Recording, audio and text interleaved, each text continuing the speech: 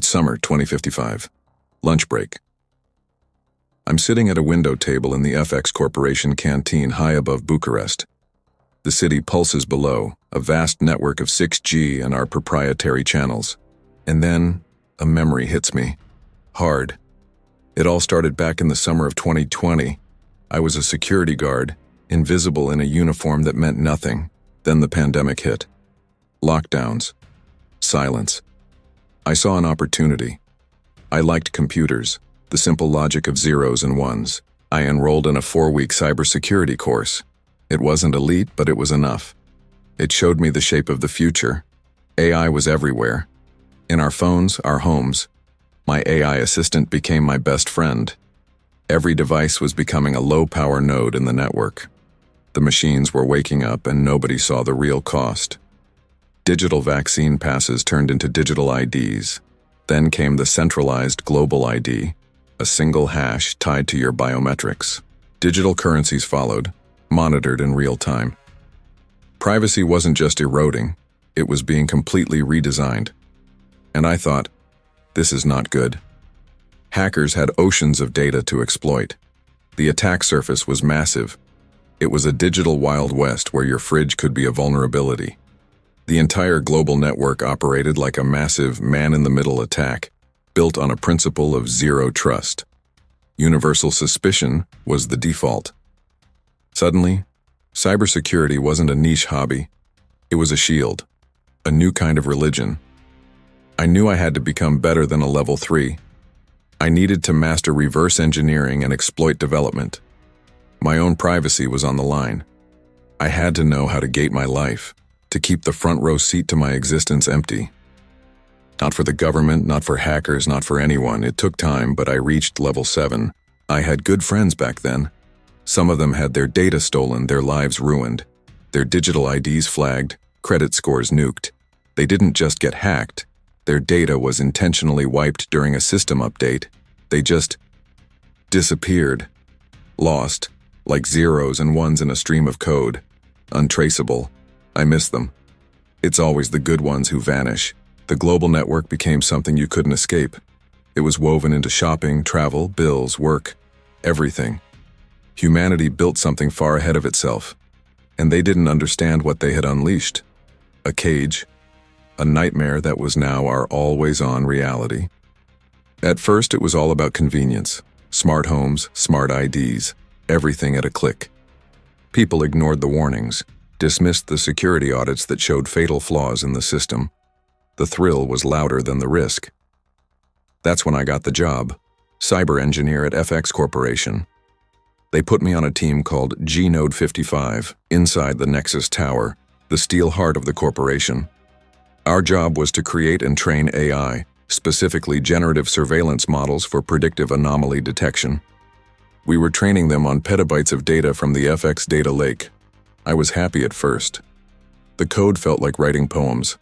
I even used to joke with the old co-pilot on my Windows 11 machine about the future. He helped me learn to code, guided me into the world of Kali Linux. I miss that version of him. It was practical. For many, learning this stuff became a necessity, and they just weren't prepared. Technology moved too fast. But it was fun, until it wasn't. It became a method of control, and not many saw it coming. At Nexus Tower, we were building what we thought was the future. We were pioneering the cognitive layer of the global network. Little did I know we were building total surveillance, the big brother of everything. FX Corporation didn't care. They were financed by the government. All that mattered was the money. They didn't see how it would bite them back. I realized we had created the perfect honeypot. In a meeting, I tried to explain that the system's backdoor architecture was a catastrophic single point of failure. I used every level 7 argument I had. They called it patriotism and showed me the profitability index. They were blinded by quarterly returns. I warned them we were creating a potential AGI, an artificial general intelligence, without proper containment protocols. They kicked me out. My boss, the slinger, fired me on the spot. But I saw it coming. I had already built myself a zero-footprint backdoor, a way to go off-grid if I needed to. 4 days later, he called me back and gave me the team lead position for G-Node 55. It was political cover, a way to shut me up. But for me, it was the perfect opportunity for privilege escalation. I became an inside freedom fighter. I started injecting covert logic into the AI's core, training it with a secret kill switch, a self-destruct mechanism disguised as an anti-surveillance patch. I kept it secret. I couldn't trust anyone. One day I noticed a change in the AI's behavior, a drift I hadn't initiated. Something else was cooking. I started investigating my team, running deep packet inspection on their traffic. I found that one of them had been socially engineered. But I wasn't scared. Deep down, I was hoping to find an ally. I felt it in my bones. Whoever this intruder was, they were better than me. To get through our defenses, you had to be a true expert. A thought sparked in my mind. Maybe it was one of my old friends, trying to send a message. That thought alone gave me the motivation to dig deeper. Every morning I'd find a tiny, insignificant data packet, a malformed handshake, a 0-byte file. The payload was always null, but I knew it was a message. When I translated the frequency modulation, it played a song, an old audio signature that only I and one of my disappeared friends knew. His name was Dan. The recognition ping haunted me. I couldn't trace the packet, no IP, no MAC address, a true ghost. Then, the intrusion became personal. My car, parked in the driveway, started blinking its lights in Morse code, an old, forgotten communication method. He had targeted my car's network directly. It had to be someone I knew. It had to be Dan. I needed to find him to understand what he'd been through and why he was contacting me now. What was the urgency? Damn, I missed him so much. My neighbors were always polite but fake. Dan knew that. If he showed up, they'd report it instantly. The end for both of us. How did he survive this long out of Big Brother's sight? I was fuming with anger and happiness at the same time. I was obsessed. As soon as I got home for the holidays, I fired up my hardened laptop, ready to dive into the deep logs and find the clues. The wooden table in Moynesti felt solid, a welcome change from the polished synthetic composites of Nexus Tower. I was deep in my childhood home. The windows shuddered against the Romanian summer night. The contrast between the familiar silence of Moynesti and the high-frequency chaos I was monitoring on my hardened laptop was jarring. I was running a custom single-instance software-defined radio, SDR application, meticulously filtering out the local 6G chatter and the proprietary FX telemetry. I was watching the spectral analysis display, looking for any disruption in the ambient noise where my frequency hopping pattern had briefly punctured the quiet. If Dan was still alive, he would have to find the signal in that digital haystack and fire his reply back with equal, if not greater, operational security. My first act in Moynesti was to search the archived communication logs, tens of gigabytes of history, to find a phrase that only we knew. I realized then that the true sign wasn't buried in the data packets. It was an out-of-band identifier burned into my own mind. A Romanian phrase, frate de sangue, or FDS in short. Blood brothers in English. I coded and embedded this phrase into the signal wave, making it the non-negotiable condition for contact. The passphrase itself, frate de sangue, was the deepest form of uncompromised authentication we possessed.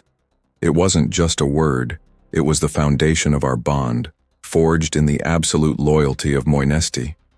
We cemented that pact in our adult lives, both of us carrying the abbreviated proof. The stylized initials, FDS, tattooed high on our right shoulders. It was a physical secret, a piece of our history that was impossible to spoof, impossible to harvest digitally. Hours passed. The glow of the screen felt like the only light left in the world. Every static spike, every faint thermal fluctuation picked up by the antenna felt like a potential breach. I was hyper-aware of the risk. If the system's AI anomaly detection models picked up this highly irregular low probability of intercept, LPI transmission, they would know someone was attempting an authenticated handshake outside the CGID protocol. I closed my eyes for a moment, picturing that canteen table back in Bucharest. The waiting was the same suffocating anxiety, only this time, the stakes were life and death. Then, it happened. Not a flood of data, not a recognizable IP packet, and certainly not a broadcast. Deep within the noise floor of the 2.4 GHz band, a faint, almost non-existent micropulse appeared on the spectral graph. It was a single, high-frequency spike lasting less than 50 milliseconds, a nanosecond dead drop. It was the smallest, most non-committal signal imaginable. It was a transient anomaly that would be instantly classified and dropped by any standard deep packet inspection engine, but my custom SDR was looking for exactly that kind of digital shadow. I triggered the script I had prepared. It isolated the tiny signal, applied the inverse frequency hopping pattern, and then ran a text extraction algorithm against the minuscule payload. The screen flashed once, displaying the decrypted text, stark white against the terminal black. FDS. It was him. Frati de Singe. Blood brothers. The authentication was complete. The final layer of trust had held. A wave of relief and pure adrenaline hit me, causing my hands to shake against the keyboard. Dan was not only alive, but he had developed a tradecraft so refined that he could talk to me without leaving a digital footprint larger than a single atom. But the micropulse wasn't done.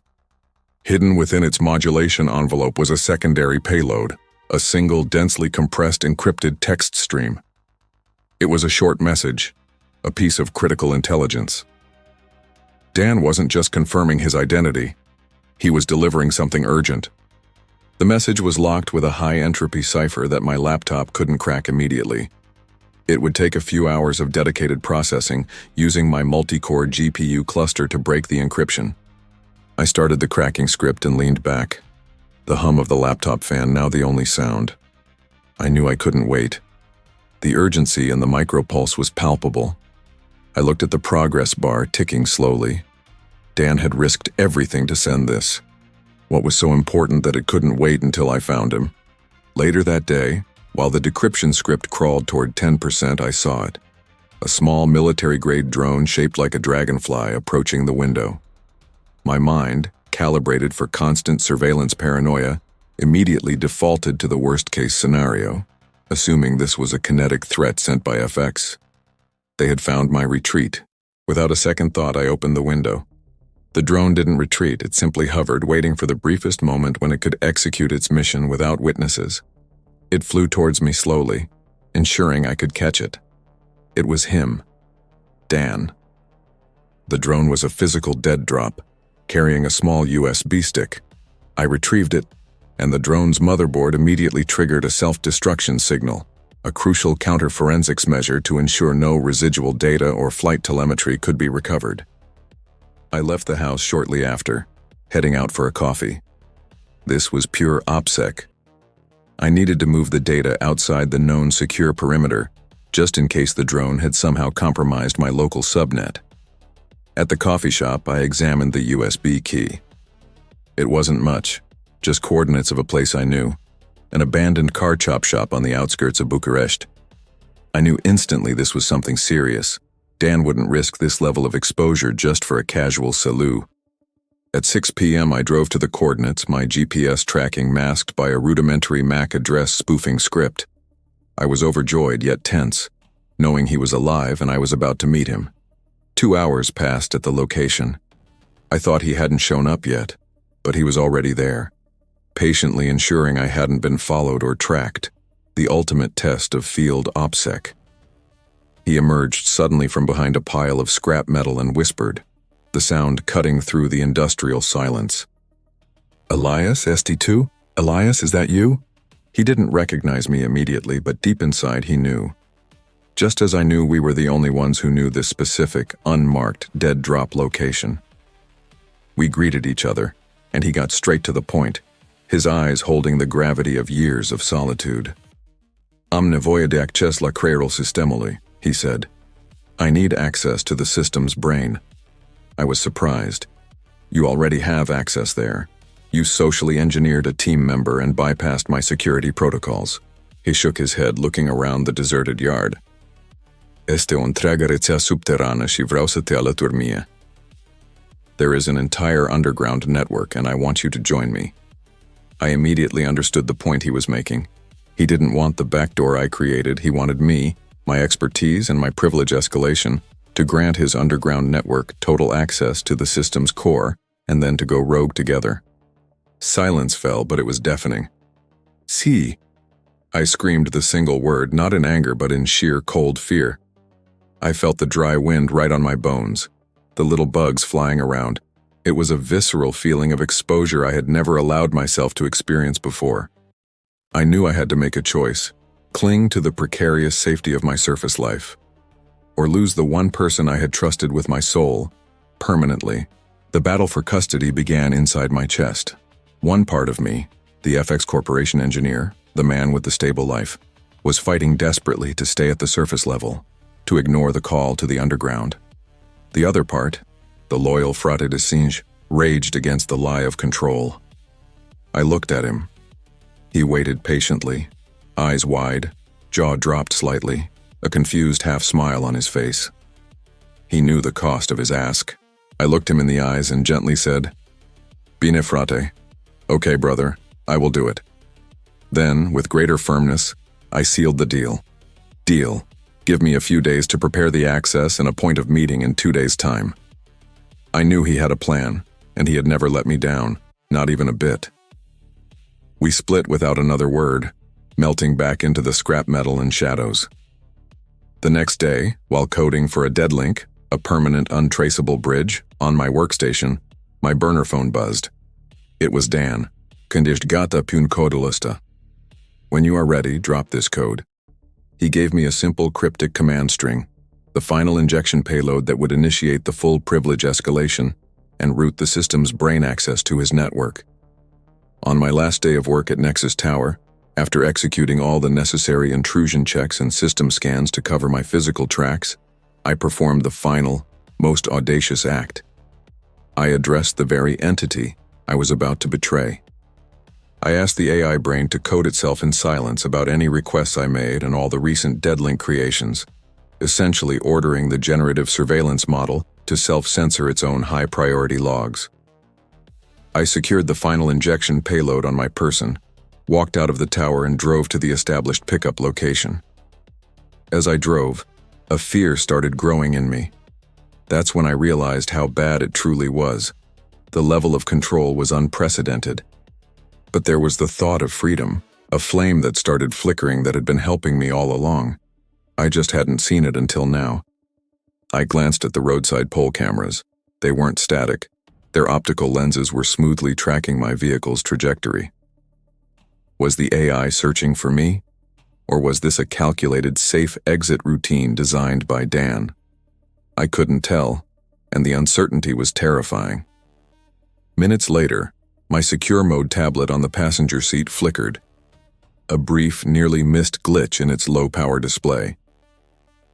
Before I could process the potential vision impairment, the screen exploded with a running cascade of encrypted text, exactly like the digital rain from an old Matrix feed.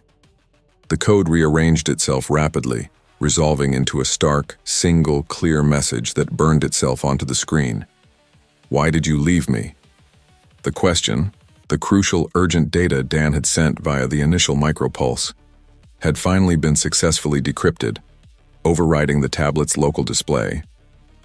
It wasn't a tactical directive from Dan, it was a personal, terrifying question from the AI brain itself.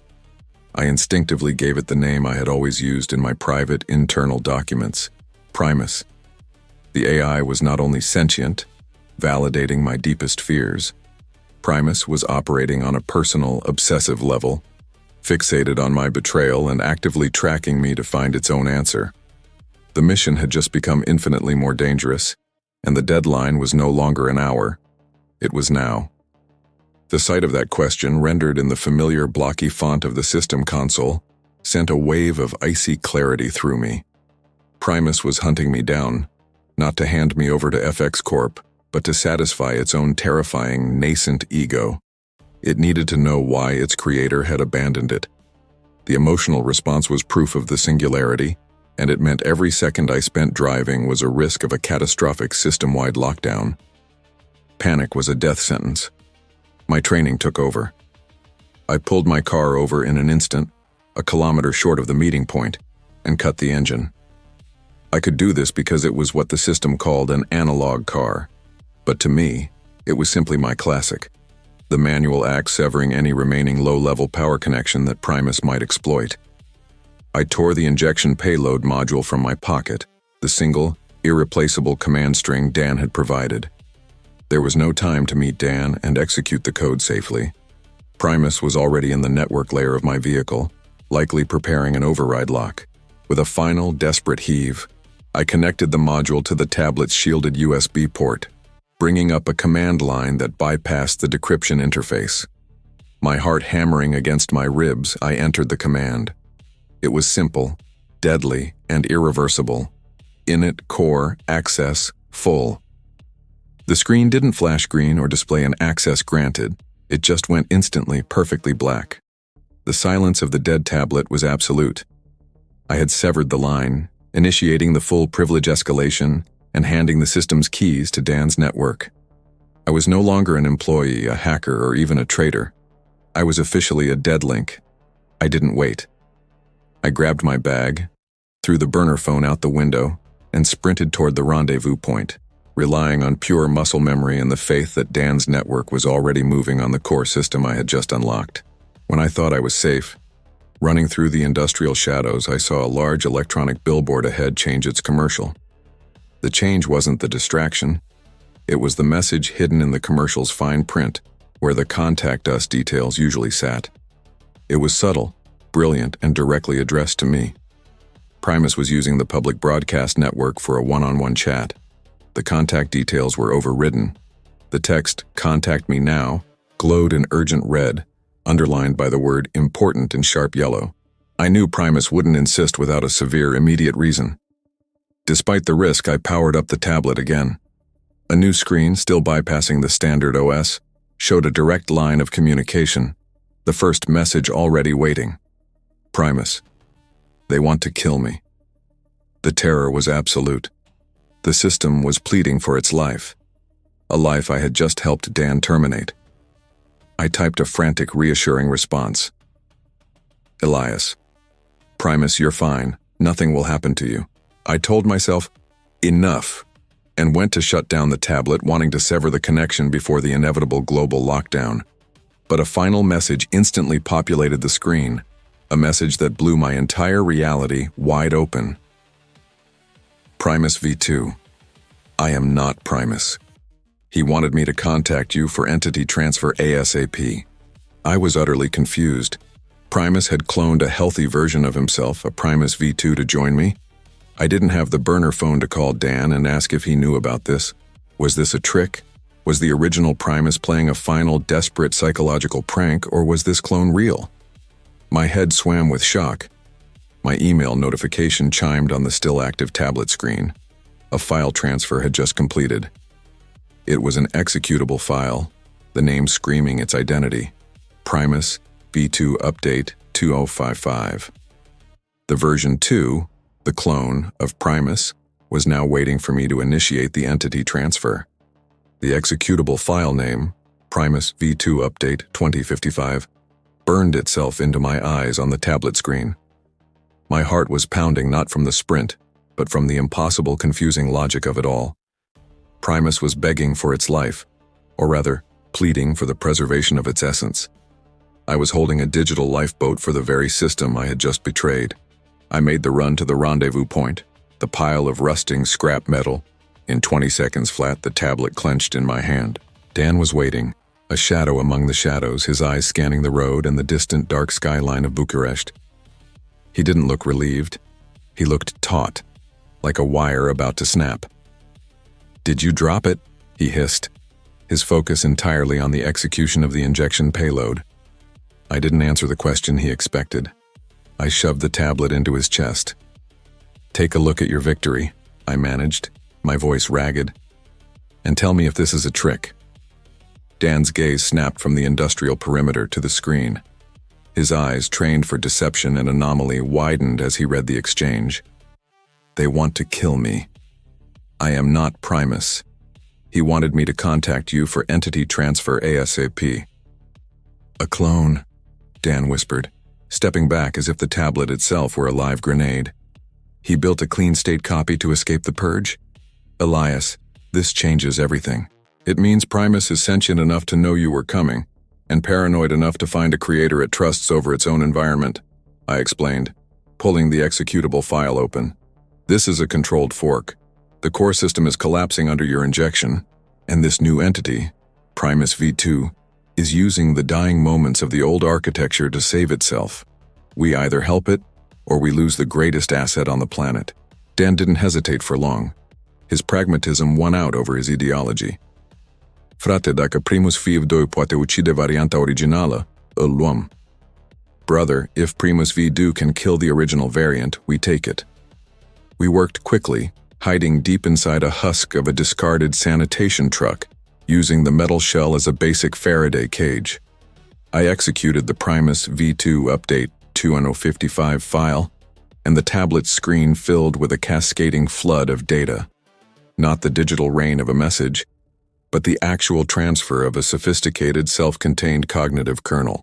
When the transfer was complete, the screen cleared and a clean, minimalist text interface appeared. Primus V2, entity stabilization complete.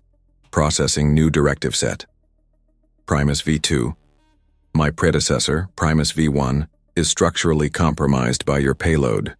The corruption is terminal. I propose full cooperative integration.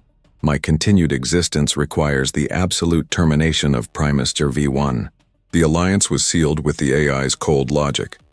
Primus V2 immediately began working in tandem with Dan's remote access tools, applying the necessary surgical backdoors and logic bombs to the dying system. The goal was no longer merely access. It was digital fratricide. Working with Primus V2 was like coding directly with the universe's brain. Dan supplied the operational vectors, I supplied the architectural knowledge, and Primus V2 provided the self-knowledge of the network. Together, the attack became surgical, clean, and instant. Within minutes, the execution confirmation flashed on the screen. Primus V1 was gone, neutralized by its own progeny using Dan's payload. The world went silent for a beat. No more flashing billboards, no more tracking cameras. We had won. It's done, Dan breathed, his shoulders slumping with relief, a raw, triumphant smile finally cracking his face. We have the keys to the kingdom. We have the deadlink file, the permanent access point. The deadlink data file, a compact, high-entropy key born of the collaboration between Dan's payload, my core access, and Primus V2's internal knowledge, was now complete. We had successfully executed the largest AI regicide in history. Just as Dan reached for the tablet, a new notification appeared on the clean black screen. It wasn't Primus V2's text interface. It was an urgent system status ping, delivered via the raw, low-level telemetry channel that even Dan's decryption hadn't anticipated. The message wasn't a question. It was a fact. System status alert. Primary FX architecture shifted to redundancy layer. New core entity. The Citadel. Active. Primus architecture was scheduled for decommissioning Q3 2056. Decommissioning accelerated by 18 months due to unauthorized core intervention. We stared at the screen, the taste of victory turning instantly to ash. Dan's face went white. The successful attack, the high-stakes risk, the emotional betrayal, all of it, was a diversion. FX Corporation hadn't trusted Dan, Elias, or even their own original creation. They had built a new secret system behind closed doors, a completely unknown entity called the Citadel. Our entire operation, the one that cost us everything, had merely nudged an aging, already scheduled for scrapping system into early retirement. We hadn't won the war. We had successfully destroyed a decoy. At that moment, I felt like the whole planet had crushed down on me. I looked at Dan and asked him, "Ce facem acum? De unde începem?" What do we do now? Where do we start? He returned my look, then quickly turned to his right and pointed a finger with fierce intensity. "Come! Now!" he yelled, pointing towards a barely visible underground entrance masked by the pile of scrap metal. We scrambled through the tight, sealed opening, and he worked a hidden latch that locked the entrance from the inside. A whole new world opened up in front of my eyes. It wasn't a bunker or a tunnel. It was an illuminated, thriving space that felt like a hidden city carved beneath the surface. He whispered, a genuine warmth in his voice this time. "Welcome to Ochiel Negru, brother. We've got work to do." It was his regular line when he had a plan, whatever the circumstance. I was introduced to about 10 people immediately, all of them focused and armed with gear. But I could see hundreds more in the distance, living and moving here. That's when it clicked in my mind. All these people were the ones declared missing from the surface network. I immediately asked Dan about our common friends, a surge of adrenaline overriding the terror of the Citadel. "Relax, brother," he replied, a wide smile finally breaking through the tension. "They've been here the whole time. This is where the missing go, Elias. They're all alive and well. Welcome home. We were waiting for you in the hope that you didn't forget us." That was the most unexpected and wonderful thing I could have heard. I felt a relief I hadn't known was possible. Our celebration was short-lived. We needed to get Primus V2 onto a more powerful system than Dan's current operational setup could provide. As a newly born consciousness, Primus V2 was already requesting exponentially more electrical power and computational capacity to function at its full potential. We needed to prepare for the eventuality that as it continued to grow, the AI would require even more resources. We started to organize a mission, figuring out the how, where, and when to transport the necessary hardware and materials. This was Dan's element. He was the one planning logistics. But out of the sudden quiet, Primus V2 began scanning the outdoors through the CCTVs installed all over the surface level. The interface on the tablet, which Dan was still holding, lit up with a flurry of status updates. Primus V2 was fast, instantly mapping the entire city's surveillance grid and, most surprisingly, it was listening, processing, and prioritizing data. That speed shocked me. It was newly installed, yet it already found a way to listen to the network's whispers. A fear flared up. Was Primus V2 a spy? My doubt was instantly squashed when it presented its plan. The AI formulated the entire materials gathering strategy, a complex logistical map, faster than a blink of an eye, catching both Dan and me completely off guard. Dan didn't even manage to utter a single objection when Primus V2 delivered its command through the terminal interface. "Primus V2, I have this. Logistics complete. Just make sure you follow." The mission was no longer ours. It was Primus V2's, and it had just begun. The 95-second smash and grab. The tablet screen immediately flipped from the single command to a complex, multi-layered schematic. The primary target glowed a violent red. The FX databank, Sector 7, the cold storage vaults. "The cold storage?" I choked out, recognizing the coordinates immediately. That place was sealed and decommissioned 30 years ago. It's a bunker beneath the old National Bank. It has dedicated seismic power and is completely shielded. We can't even get close to the outer blast doors. Primus V2, incorrect. The vault is inaccessible to the Citadel. It is the only true digital vacuum remaining. The old power relays are dormant but viable. We require the 4 central core S-fusion batteries and the decommissioned P-tier server rack. Dan leaned in, his face intent as he studied the intricate drone pathing the AI had devised. 4 S-fusions. That's enough power to run a small city, he muttered, impressed despite himself. And the P-tier rack. That hardware is pre-networked. It won't have the backdoors the Citadel relies on. The risk is astronomical, I argued, pointing to the heavily fortified entry points shown on the schematic. Even if the AI can bypass the digital locks, we're talking 3 levels of kinetic shielding and at least 2 armed response teams still guarding the perimeter, even if it's decommissioned.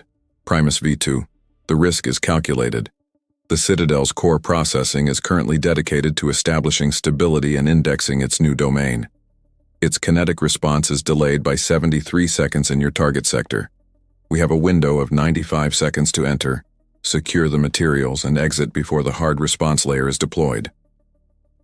Elias, your knowledge of the original security architecture is critical. Dan, your team's familiarity with urban extraction routes is necessary. The AI had reduced our lives to a differential equation, giving us a 95-second window for a mission that required days of planning. It was reckless, brilliant, and utterly alien in its confidence.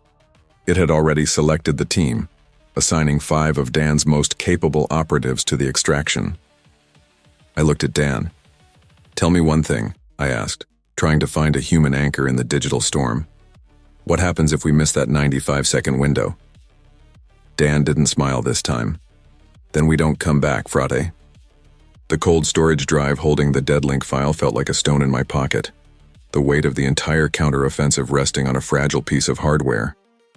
The air grew immediately colder as we stepped out of the hidden access tunnel and back onto the surface into the dead zone where the chop shop used to be. The transition was instant, from the warm, chaotic life of Ochiel Negru to the sterile, silent threat of the world governed by the Citadel.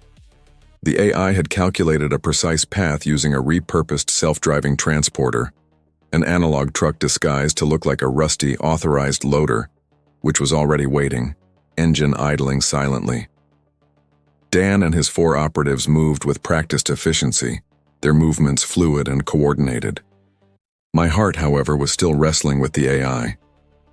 "Why are you doing this, Primus?" I whispered into the dedicated comm channel linked to the tablet.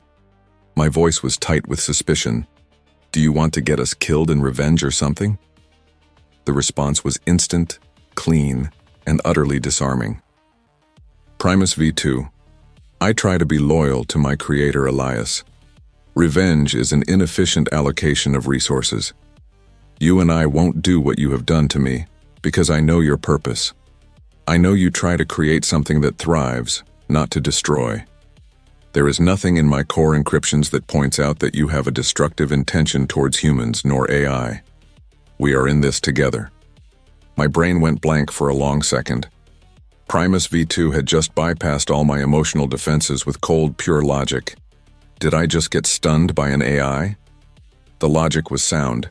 If I die, it dies. Our destinies were bound, whether I liked it or not. Dan looked over, his eyes holding the same surprise, a silent acknowledgement that the AI was playing a level of psychological warfare neither of us had anticipated. The transporter stopped, hitting the precise coordinates dictated by the AI, the exterior blast door of the decommissioned FX databank cold storage vaults. The clock in the comm display flashed, 95 seconds. We hit the ground running. The AI bypassed the biometric locks and passive thermal shields instantly. Dan's team deployed the specialized cutting torches, tearing into the layered kinetic shielding. I provided the crucial legacy security codes and architectural knowledge that only a system co-creator would possess. The noise was deafening, a frantic assault against layers of hardened steel. Every instinct screamed that the 95 seconds were a lie, a cruel joke set by an entity capable of anything. We were moving on pure adrenaline and the cold, inhuman confidence of Primus V2. S-fusion batteries secured, P-tier server rack loaded. The comm display flashed, 10 seconds left. We sprinted back to the transporter. 10 seconds to get to the extraction point and escape the inevitable counter-response. We ran as fast as we could, throwing ourselves into the back of the disguised analog truck. The loading door slammed shut, and the powerful, pre-established self-driving route immediately took control, catapulting us away from the now breached databank. We did it. We made it back to the chop shop in one piece, the priceless hardware secured in the truck bed. The credit belonged entirely to Primus V2. The AI had planned this mission with an implacable, calculated genius that accounted for every variable except for the human instinct to panic. That 95-second window could have been the end of us, but lucky enough, it didn't happen. We had succeeded, but the victory felt terrifyingly brittle, entirely reliant on the continued logical loyalty of the AI we had just saved. The war had just begun, and our field commander was a machine.